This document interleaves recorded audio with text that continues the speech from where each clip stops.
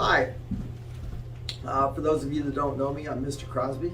I'm a 24-year veteran of the U.S. Navy. There's several of us on staff that are vets that we've been trying to figure out how to put together a meaningful Veterans Day message for you guys, and I think we've come up with something. We're going to talk about three different topics: PTSD, reacclimating to civilian life, and final thoughts. PTSD. When I think of PTSD right now, I go to the fact that currently in the United States, we're losing 22 sailors and soldiers a day to suicide, and we have been for the last 15 plus years. Do the math on that one. And this is not on a battlefield in Afghanistan or Iraq. This is inside the United States. These are guys that have gone to battle and come back, and they've decided to take their own life for various reasons. But it's an epidemic right now. How I relate to PTSD is my uncle. He was a Marine at the age of 19, 20 in the Korean War. My grandmother and my dad said that he just wasn't the same when he got back. Case in point, he had multiple marriages. He had lots of different jobs. He moved around a lot. And towards the end of his life, he actually had a foxhole dug in the backyard that he would, from time to time, go sleep in with his rifle because he didn't feel safe in the house. He died last year. He dealt with his personal PTSD for the better part of 70 years.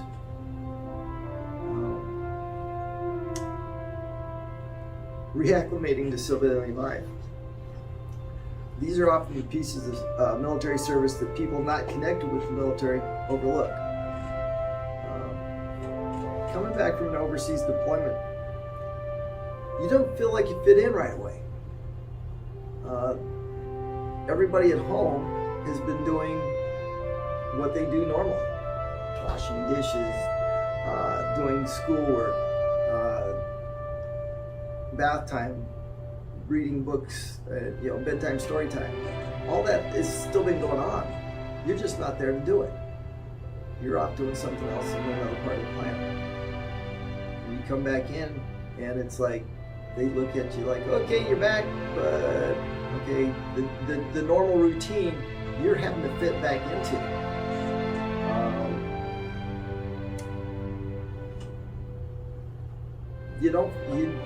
I'll just put it this way again. You feel like you don't fit in. And it's such a problem that the divorce rate for returning service members is roughly 10% within the first year of returning from the deployment.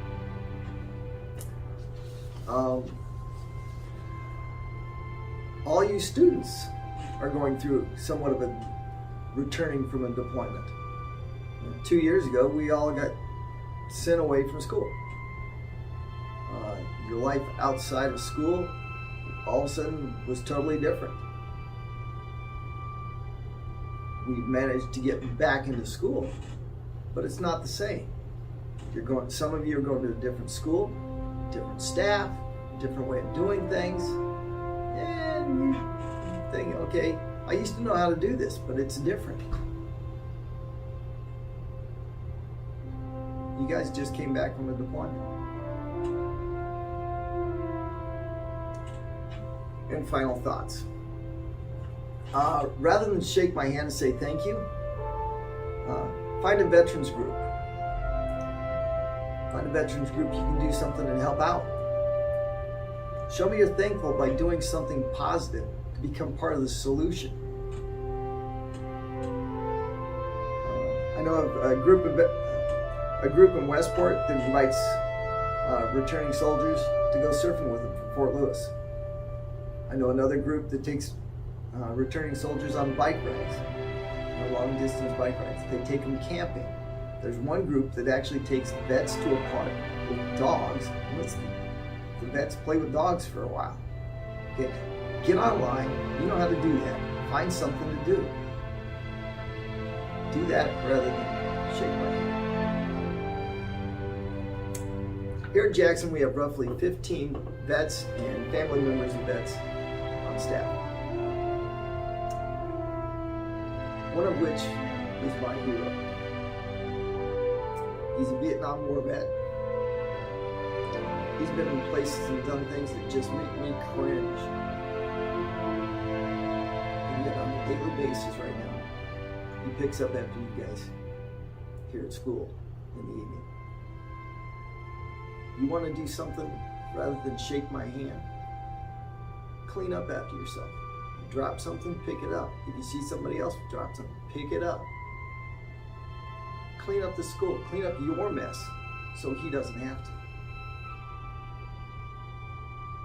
Thank you. My name is Alfred Kane, school counselor here at Jackson. I have been in the military for the last about 15 years between active duty and National Guard. I am currently actually in the National Guard as an infantry captain. Thanking somebody for their service, what does that mean? A lot of students that I've talked to think that thanking somebody for their service is thanking a service member for those Call of Duty moments, just being in the heat of battle and pure just bravery and grit. Although some service members do go through that, most actually don't. Really, what I think you're thanking a service member for is the fact that they were uprooted from their lives, they were uprooted from their families, right? They sacrificed. I kind of liken it to this COVID-19 pandemic.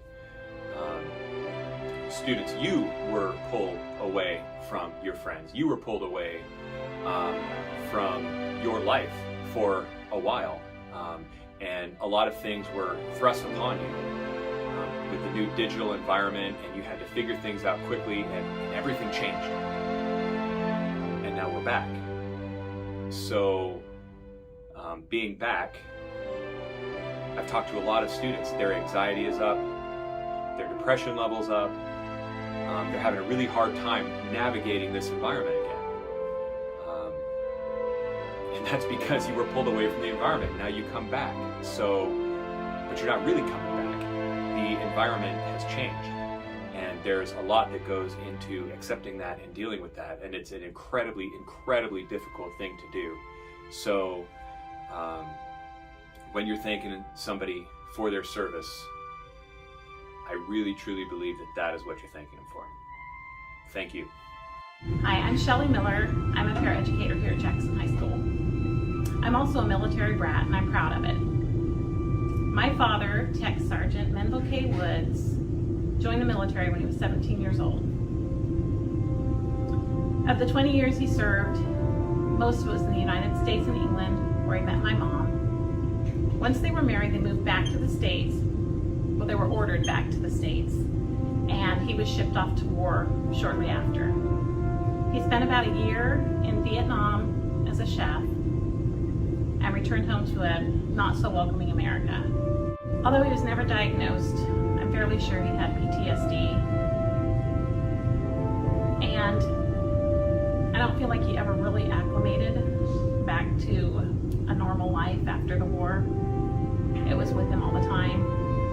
Even his last few months with cancer, he would think that the people coming to help him were people from the war that had harmed him. So I think it's just really important that we keep in mind what other people have gone through, whether it's the war or other situations in life, and be kind. I wasn't born for about another 9 months, so I'm not real sure how he adjusted to life back in the United States and with his family.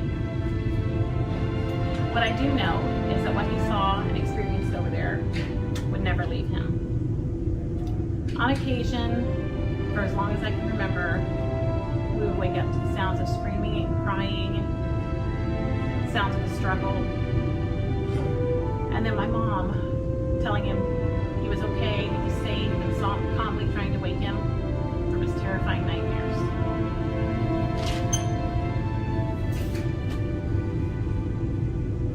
Even though it affected all of us, especially my mom, I can't even begin to imagine what it did to my dad. He was quiet and kept that inside for the most part. And it followed him till the day he died. It breaks my heart to know he went through that. But even with everything he did and went through, he never once regretted serving our country. My family and I are so proud. I'm Jennifer Howard, paraeducator here at Jackson High School, and you will find me most often working in the den.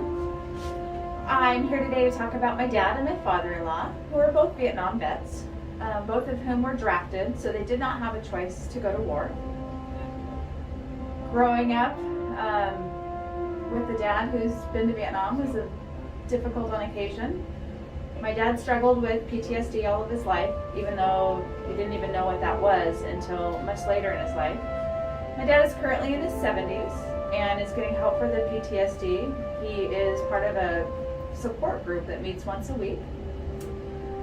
Growing up, my dad had an explosive temper, often would get angry over seemingly really small things that frustrated him.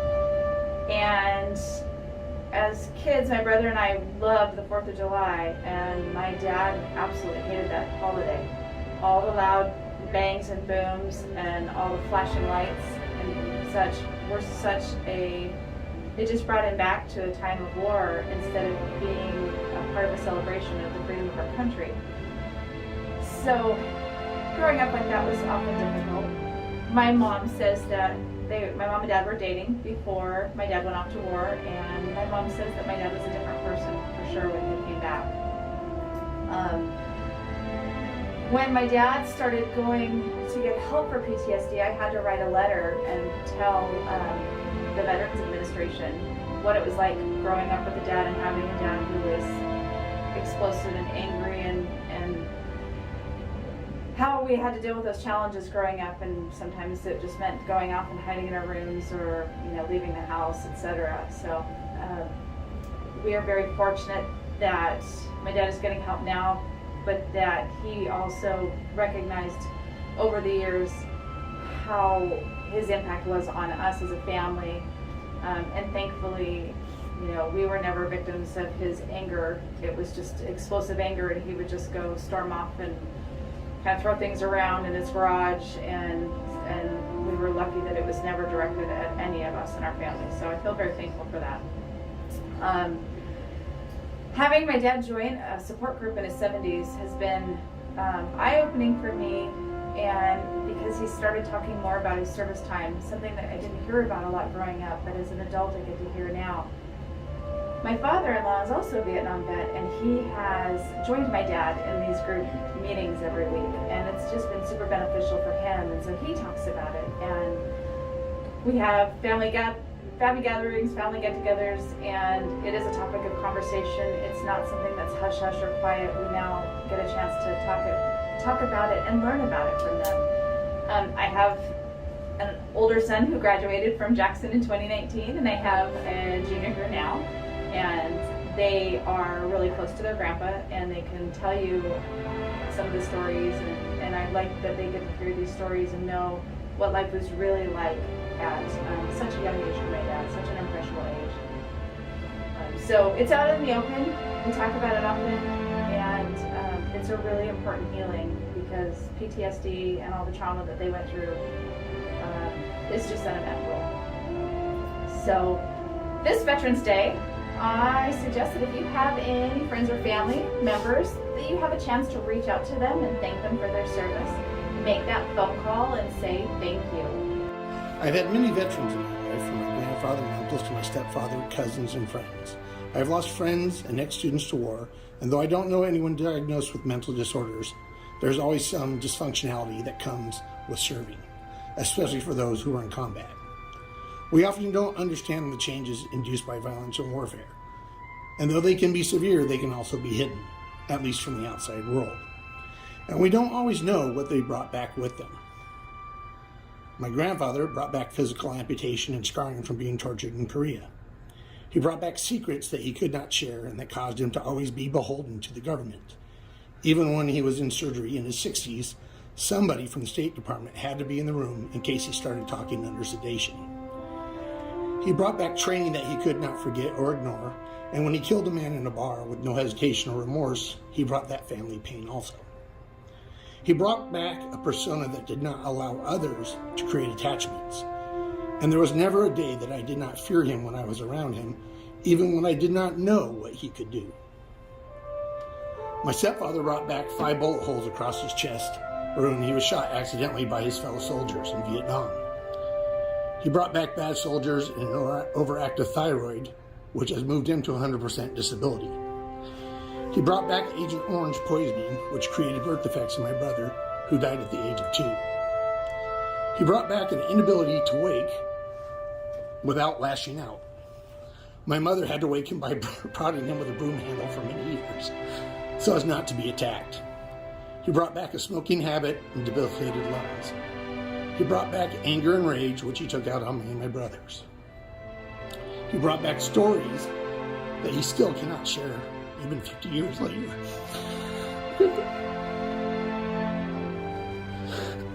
Because they cause him distress and pain. Most of these men and women have sacrificed more than any of us will ever know.